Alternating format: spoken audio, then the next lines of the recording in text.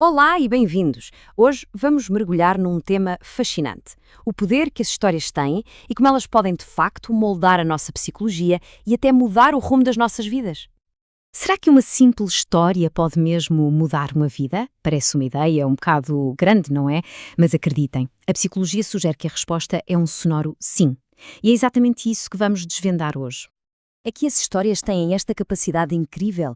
Elas meio que nos tiram de dentro dos nossos próprios pensamentos e, de repente, conseguimos ver os nossos problemas de uma perspectiva completamente nova.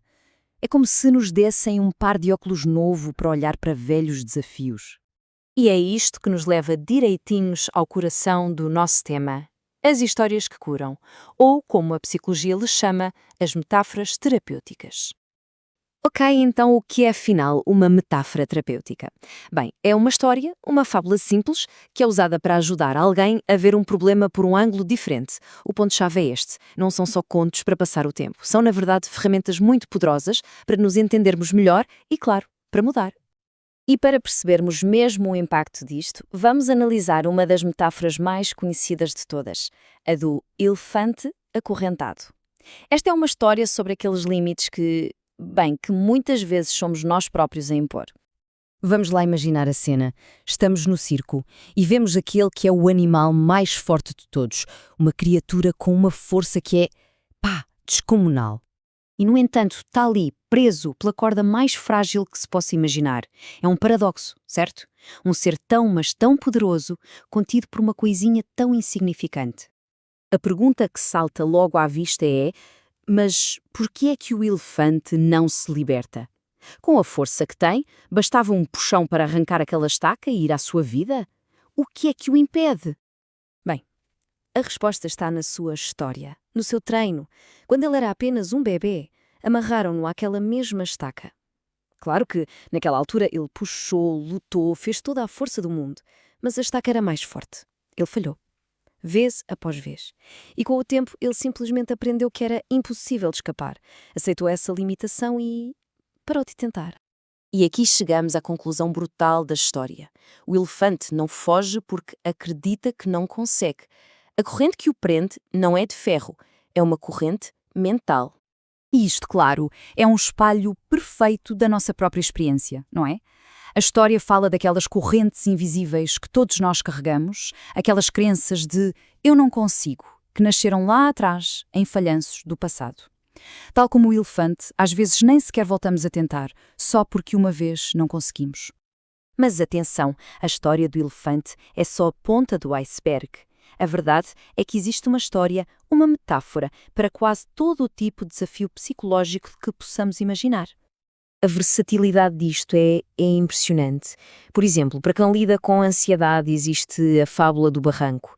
Para a baixa autoestima há uma chamada o enterro do não consigo. Para a resistência à mudança, a famosa história do sapo escaldado. Para quase todos os bloqueios há uma metáfora que pode abrir uma nova porta, uma nova perspectiva. Ok, mas como é que isto funciona na prática? Qual é a psicologia, a magia por trás do poder destas histórias?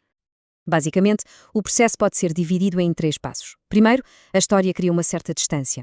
Permite-nos olhar para um problema sem nos sentirmos logo atacados ou na defensiva.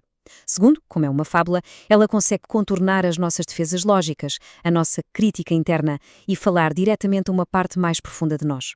E terceiro, ao fazer isto, ela acaba por revelar novas soluções, novos padrões de pensamento que, de outra forma, estariam escondidos. E para fecharmos, quero partilhar uma última metáfora, uma que é particularmente poderosa e que nos faz refletir sobre como reagimos à adversidade. É a história da cenoura, do ovo e do grão de café. A ideia de partida é muito simples. Pega-se na mesma adversidade, neste caso, água a ferver, e aplica-se a 3 elementos diferentes, e como vamos ver, cada um deles reage de uma forma completamente única. Então, o que acontece a cada um deles? A cenoura, que entra forte e rija, sai mole e fraca. O ovo, que entra frágil, com a casca fina, sai com o interior endurecido. Mas o grão de café? O grão de café é diferente. Ele é um transformador. Ele não se limita a aguentar a água ferver. Ele muda a água, transformando o próprio ambiente que o desafia em algo completamente novo e cheio de aroma. E isto deixa-nos com uma pergunta final. Uma reflexão para levar connosco. Perante a adversidade, qual é a reação? É a da cenoura, que amolece e perde a força? A do ovo, que endurece por dentro? Ou será a do grão de café, que transforma a própria dificuldade em algo novo? A história, claro, não dá a resposta, mas dá-nos o poder de escolher.